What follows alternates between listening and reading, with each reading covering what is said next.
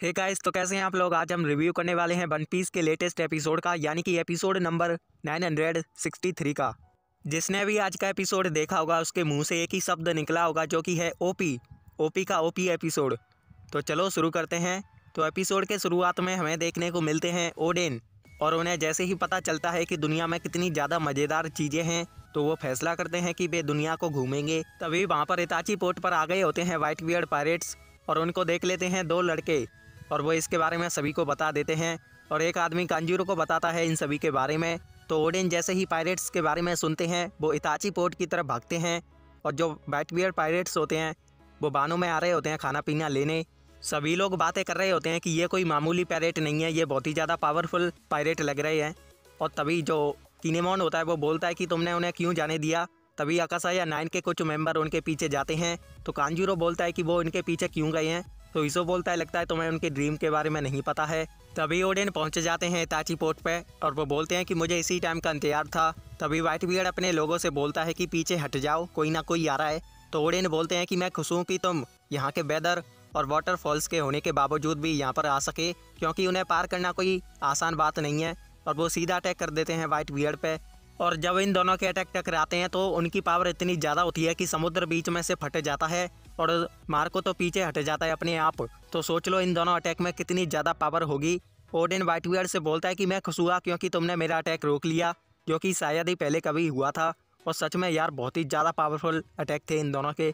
तभी वहाँ पर आ जाते हैं अकासा या 9 के मेंबर। तो ओडेन उनसे बोलता है कि बीच में मत आना। तो व्हाइट बियर्ड बोलता है लगता है तुम मुझे अंडर एस्टिमेट कर रहे हो। और इसके बाद वे दोनों फिर से लड़ना शुरू कर देते हैं, और वे दोनों एक दूसरे के अटैक को रोक रहे होते हैं। पर व्हाइट बियर्ड का गुस्सा बढ़ रहा होता है, और वो सीधा अपने हथियार को ज़मीन में घुसेड़ देता है, जिसकी वजह से ओडेन पीछे हट जाता है। पर वो हारा नहीं होता है, और वो बोलता है कि मुझे तुम जैसे का ही इंतजार था, पर क्या तुम मुझे अपने साथ ले जा सकते हो। और वो यूज़ करता है रियो हाकी के साथ ओडेन सेंटोरियो पैराडाइज वाटरफॉल अटैक, जिसके मुकाबले में व्हाइट बियर्ड यूज़ करता है अपने डेविल फ्रूट की पावर। और जब इन दोनों के अटैक टकराते हैं तो मज़ा ही आ जाता है, और ओडेन अपनी पूरी ताकत लगा देता है। पर व्हाइट बियर्ड है, और उसका मुक्का सीधा पड़ता है ओडेन के चेहरे पे, और सारे शीशे टूट जाते हैं। मजाक कर रहा हूँ। और ओडेन बहुत ही ज़्यादा दूर जाके गिरता है। व्हाइट बियर्ड ओडेन से बोलते हैं कि अब तुम यहाँ से निकल जाओ। पर किनेमोन बोलता है लगता है तुम्हें पता नहीं है, ये कूरी के डेमियो हैं, उनकी जगह तुम सभी को यहाँ से निकल जाना चाहिए। पर मार्को बोलता है लगता है तुम्हें बताना पड़ेगा कि व्हाइट बियर्ड पायरेट्स से पंगा लेने का क्या मतलब होता है। पर ओडेन व्हाइट बियर्ड से बोलते हैं कि क्या हम एक साथ जा सकते हैं। पर अकासा या 9 के मेंबर बोलते हैं कि आप ऐसा नहीं कर सकते हो। तो ओडेन व्हाइट बियर्ड के सामने झुककर बोलते हैं कि प्लीज़ मुझे अपने साथ ले चलो। पर व्हाइट बियर्ड बोलता है कि काश मैं ऐसा कर पाता, पर हमारी शिप डैमेज हो चुकी है। तो ओडेन बोलते हैं कि कोई बात नहीं, हम उसे रिपेयर कर देंगे। तो किनेमोन बोलता है कि जैसे ही तुम्हारी शिप रिपेयर हो जाएगी तो तुम यहाँ से निकल जाना। पर ओडेन के मन में एक अलग ही प्लान चल रहा होता है। इसके बाद वे सभी उस शिप को रिपेयर करना शुरू कर देते हैं, और वे सभी पार्टी वार्टी कर रहे होते हैं। तो व्हाइट बियर्ड ओडेन को एक ऐसी ड्रिंक देते हैं जो कि उनने कभी पी नहीं होती है। तो वो व्हाइट बियर्ड से बोलते हैं कि क्या तुम मुझे अपने साथ ले जा सकते हो, क्योंकि मुझे इसी तरह की कई सारी चीज़ें देखनी हैं। पर व्हाइट बियर्ड उससे बोलता है कि तुम ऐसे इंसान नहीं हो जो कि किसी के अंडर काम करे, और तुम्हें पता भी है तुम्हारे जैसे इंसान जब मेरे साथ आएंगे तो क्या होगा। ये मैंने जब सीखा था तब मैं एक पायरेट ग्रुप में था, यानी कि rock pirate. White beard Odean से बोलते हैं कि तुम्हें अपने दम पर दुनिया घूमनी चाहिए। पर ओडेन उनसे बोलते हैं कि मैंने बहुत बार ट्राई किया है, पर मुझ में नेविगेशन की बिल्कुल भी स्किल्स नहीं है।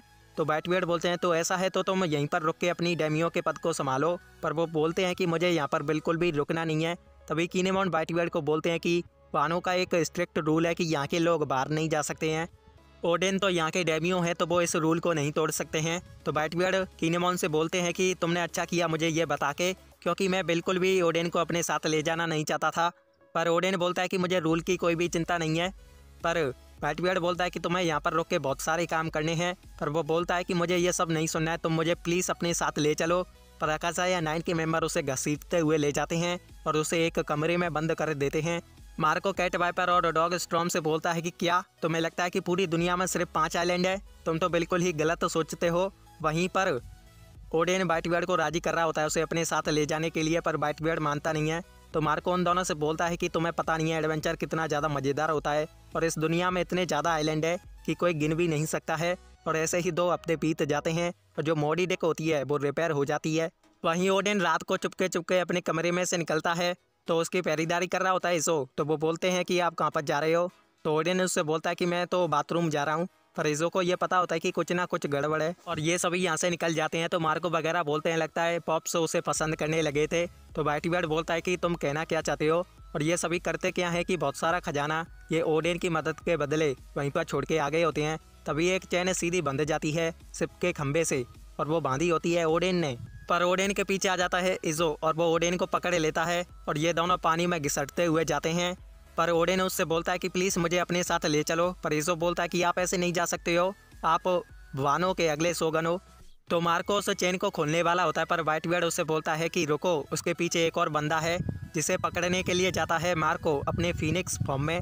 और तभी आ जाते हैं वाटरफॉल जिसके ऊपर से वो उससे उड़ती हुई जाती है और मार्को इज़ो को पकड़ लेता है। पर ओडेन अब भी उस चेन को पकड़ा हुआ होता है और कीनेमॉन वगैरह को अभी पता चला होता है कि ओडेन, डॉगस्ट्रॉम और कैट वाइपर और इज़ो और वाइट बियर्ड सिर्फ यहाँ से जा चुकी है। इसके बाद असोरा डोजी बोलता है कि सारी कंट्री को खोजे डालो, हमें उन्हें खोजना ही पड़ेगा। और भाई साहब ओडेन की तो हालत ही ख़राब हो जाती है क्योंकि समुद्र में जितने भी चट्टानें आती हैं वो उन सभी से टकराते हुए जाता है। पर इज़ो वाइट बियर्ड से बोलता है कि प्लीज़ उन्हें ऊपर खींच लो, वानों का फ्यूचर उनके कंधों पर है। पर वाइट बियर्ड बोलता है कि मैंने उससे कई बार बोला कि तुम यहाँ से चले जाओ, पर वो खुद ही इस कंट्री को छोड़ना चाहता है, तो मैं क्या करूँ।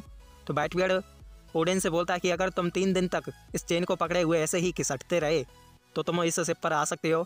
तो ओडेन बोलता है चलो ठीक है, और भाई साहब वो हार नहीं मानता है, वो ऐसे ही पानी में रहता है और कई सारी चट्टानों से टकराता है और कई बार तो वो उसे मछलियाँ भी खा जाती हैं, पर वो हार नहीं मानता है।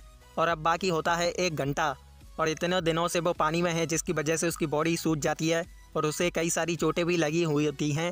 पर मार्को से बोलता है कि तुम कर सकते हो और फिर सभी क्रू मेंबर उसे चेयर करना शुरू कर देते हैं क्योंकि मार्को उनसे बोलता है सोचो अगर ओडेन हमारे क्रू में होगा तो कितना ज़्यादा अच्छा होगा। और ऐसे ही सभी ओडेन को चेयर करना शुरू कर देते हैं। पर ओडेन को एक लड़की की आवाज़ आती है जिसकी वजह से वो उस चेन को छोड़ देता है और वो लड़की होती है आमात्सुकी तोकी, जो कि ओडेन की बीवी है, मतलब आगे चल के बनेगी, जिसके पीछे कई सारे पायरेट पड़े हुए होते हैं। और तोकी भागते भागते आ जाती है समुद्र के एंड में और उन सभी पायरेट का प्लान होता है उसे बेचकर पैसे कमाना। पर वो बोलती है अगर तुमने मुझे नुकसान पहुंचाया तो मेरी प्राइस घट जाएगी, पर वो बोलती है ऐसी नौबत नहीं आएगी और वो अपनी तलवार को निकाल लेती है और वे सभी उसके मतलब उसे पकड़ने वाले होते हैं, पर वो अपनी फ्यूचर वाली पावर को यूज़ करने वाली होती है। तभी वहाँ पर आ जाते हैं ओडेन जिनकी पूरी बॉडी सूज गई होती है और वो बोलते हैं कि मैंने एक लड़की की आवाज़ सुनी जो कि मदद के लिए पुकार रही थी, तो मैंने वो चेन छोड़ दी। और उन्हें देख के वे सभी डर के भाग जाते हैं और वहीं ओडेन गिर जाते हैं और यहीं पर एंड हो जाता है हमारा एपिसोड। और एपिसोड बहुत ही ज़्यादा अच्छा था और मज़ा ही आ गया ओडेन वर्सेस वाइट बियर्ड की फाइट देख के। आज की वीडियो यहीं तक थी, मैं मिलूंगा आपसे अगली वीडियो में। So thanks for watching.